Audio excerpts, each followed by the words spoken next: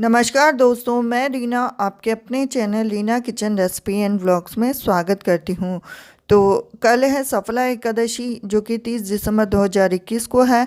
और एकादशी व्रत कब है और 2021 की आखिरी एकादशी और इसकी व्रत कथा और पूजा विधि के बारे में आपको संपूर्ण जानकारी दी जाएगी। एकादशी तिथि को हिंदू धर्म में विशेष माना गया है और महाभारत की कथा में भी एकादशी के व्रत का उल्लेख मिलता है।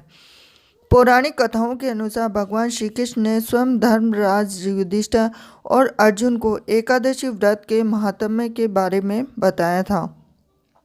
एकादशी व्रत को सभी व्रतों में श्रेष्ठ माना गया है और वर्ष 2021 की आखिरी एकादशी कब है उसके बारे में हम जानते हैं। और इसका महत्व भी, हमारे धार्मिक महत्व बहुत ही ज़्यादा है।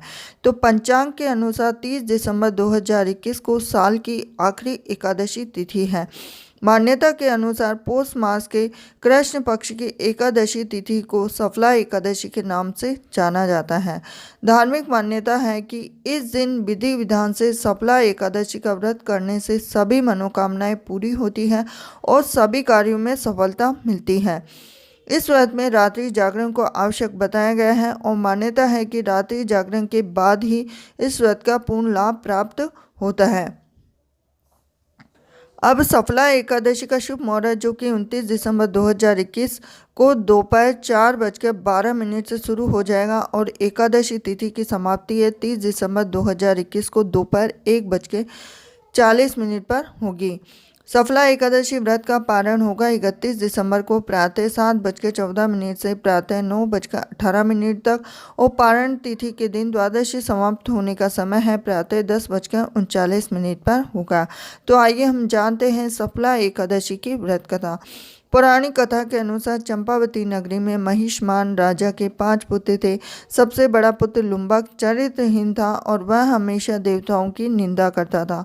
मांस भक्षण करना समेत अन्य पाप कार्यों में लिप्त रहता था और उसके इस बुरे कार्यों के कारण राजा ने उसे राज्य से बाहर निकाल दिया। घर से बाहर जाने के बाद लुम्बक जंगल में रहने लगा। अब पौष के कृष्ण पक्ष की दशमी की रात्रि में ठंड से वह सो न सका और सुबह होते होते वह ठंड से प्राणहीन सा हो गया।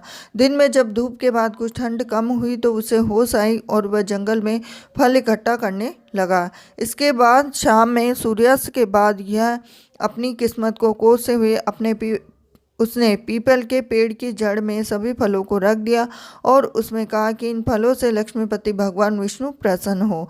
इसके बाद एकादशी की पूरी रात भी अपने दुखों पर विचार करते हुए सो न सका। इस तरह अनजाने में ही लुम्बक का एकादशी का व्रत हो गया और इस व्रत के प्रभाव से वह अच्छे कर्मों की ओर प्रवृत्त हुआ।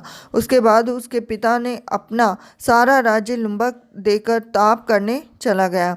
अब कुछ दिन के बाद लुम्बक ने मनोज्ञ नामक पुत्र हुआ जिसे बाद में राज्य सत्ता सौंपकर लुम्बक खुद विष्णु भगवान में लगकर मोक्ष प्राप्त करने में सफल हो गया। अब इसी कारण से, क्योंकि इस दिन सभी कार्य सफल होते हैं, इसलिए इसे सफला एकादशी कहते हैं। अगर आपको ये वीडियो पसंद आया हो तो वीडियो को लाइक कीजिए, चैनल को सब्सक्राइब कीजिए, बेल आइकन बटन दबा दीजिए और Reena kitchen recipe and blogs पे अगर आप नए बने हैं तो चैनल को सब्सक्राइब करना ना भूलें। मिलती हूँ नेक्स्ट वीडियो में। हरे कृष्णा।